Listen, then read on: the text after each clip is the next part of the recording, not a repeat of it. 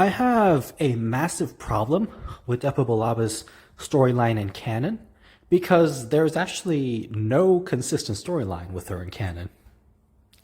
And first of all, I am referring to how the Canon Jarrus comics already established Depa Bilaba's storyline, but then the Bad Batch comes along and completely contradicts and nullifies the Depa Billaba storyline that we saw in the Canon Jarrus comics.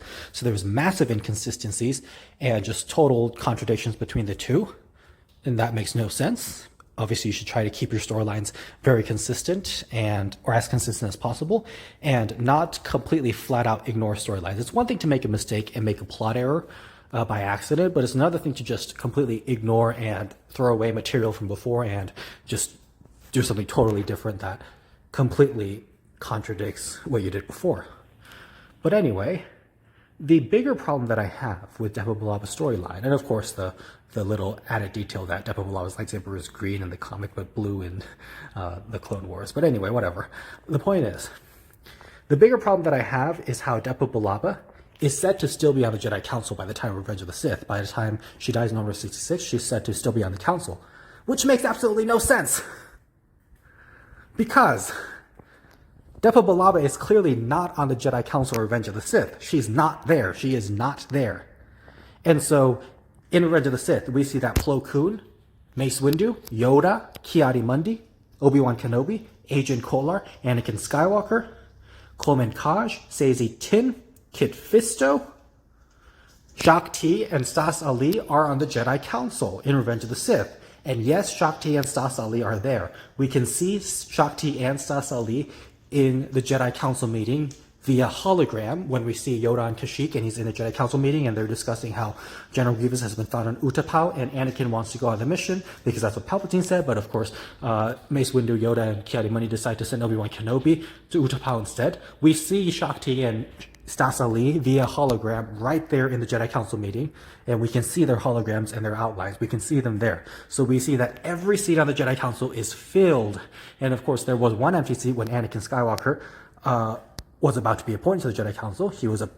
He sat down there. So we clearly see that every single seat on the Jedi Council is filled.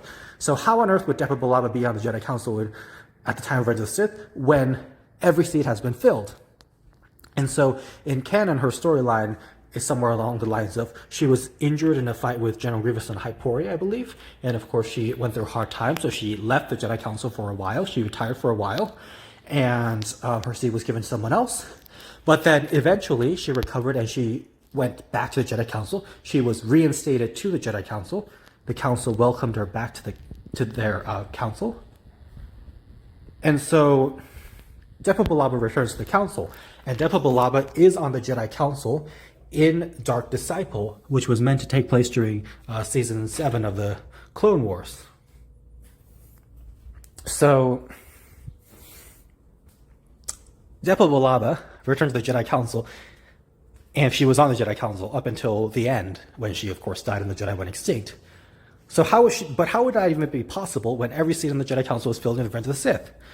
So obviously the Canon comics writers, as well as the Clone Wars writers, as well as just everyone there, everyone at Lucasfilm clearly made a mistake, and they weren't thinking through when they wrote her storyline in canon. And so what they should have done is I like how she left the Jedi Council. I like how after her injuries and her hard time, she left the Jedi Council for a while. But they should not have had her come back. They should have just had her stay off the Jedi Council. And I don't mind her being Kanan Jarrus' master, even though I would have made that be Plo Koon instead to make that extra connection to Ahsoka. But the point is, I like that Depa Billaba left the Council. So just leave it there. Have her leave the Council, have her take a less active role, and have her train Kanan Jarrus and be his master, and then have her die in Order 66. That's totally fine. But bringing her back to the Council is just completely like, no, that doesn't work. It just doesn't work. Come on. That makes no sense.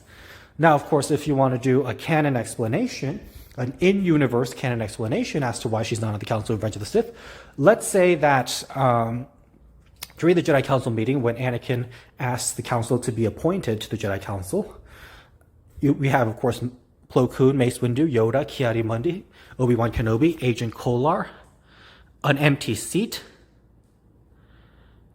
And then we have Coleman Kaj, Sazy Tin, Kit Fisto, Shakti, and Sas Ali. Let's say that MTC was actually Depa Bilaba's seat, but she was unable to come to that council meeting. And so the council gave Anakin Depa Bilaba's seat, but of course, maybe the council reached out to Depa Bilaba later and they told her what happened, and they said, hey, Anakin said that Palpatine is putting him on the Jedi Council, and so Palpatine is trying to control the Jedi Council. And so, unfortunately, we had to give Anakin your seat. However, this is only temporary, and we're really going to use Anakin Skywalker to spy on Chancellor Palpatine so that we can find out what he's up to and handle the situation and remove Palpatine if we have to and deal with that. So once all the problems are solved, Anakin will be off the council, and we will give you, Depa Bilaba, back your seat. So maybe the council just briefly took Depa Bilaba off the council and let Anakin sit there. But it was all just a plan to have Anakin spy on Palpatine, and they were just going to give back Depa Bilaba her seat anyway. I would be fine with that explanation as long as it was fleshed out and explicitly stated. Because that's the only way it would make sense. Because when we see something in a movie, like, I understand there's many contradictions and many plot errors in Star Wars, but I understand that would happen back in the 1970s, 80s, and 90s and early 2000s, but at this point, let's try not to do that. So that's my point. Just a little more consistency, please. And you don't have to be perfect. Obviously, you could still make mistakes, but that's my point. Anyway, Depa Bilaba's storyline in Legends was interesting. She, of course, was Mace Windu's Padawan, and she was skilled in Vapad, or Vapad, or whatever, however you pronounce it. I don't remember. But she turned to the dark side, and of course, Mace Windu brought her back, and she went into a coma, and she was recovering, and the Jedi Council took Depa Bilaba off the council, and she was supposed to stand trial or something, or she was supposed to get in trouble, but of course, since she was in a coma, they figured it'd probably just be better to let her rest, so she spent the rest of her time recovering in the Jedi Temple, and it is believed that she was killed in Order 66, although it's not certain. So that's what happened to Depa Bilaba in Legends. Now, that storyline is fine. I like the storyline, although I'm not really fond of multiple Jedi turning to the dark side and back in Star Wars Legends, because in Star Wars Legends, too many Jedi during the Clone Wars were just flat out turned to the dark side. So I thought that was a little cliche. So I'm not a fan of that, but at least that explains why she was not on the Jedi Council in Revenge of the Sith. But yes, there is my deal with Depa Bilaba. Personally, I do like Depa Bilaba, and I would have used her a little more often. Maybe I would have put her in the earlier seasons of the Clone Wars as well. And as I said, I would have done the Son of Dathomir episodes instead of doing the Sifo Dyas or the Yoda and the Force Ghost episode. I would have just done the Son of Dathomir episodes instead, and I would have put Depa Bilaba in the Son of Dathomir episodes, and I would have had her fight Darth Maul, and I would have had Darth Maul kill Depa Bilaba. And just end her storyline right there so that she could be done as a character definitively, and it would explain why she's not on the Jedi Council in Revenge of the Sith, and it would also explain how powerful Darth Maul is. So there.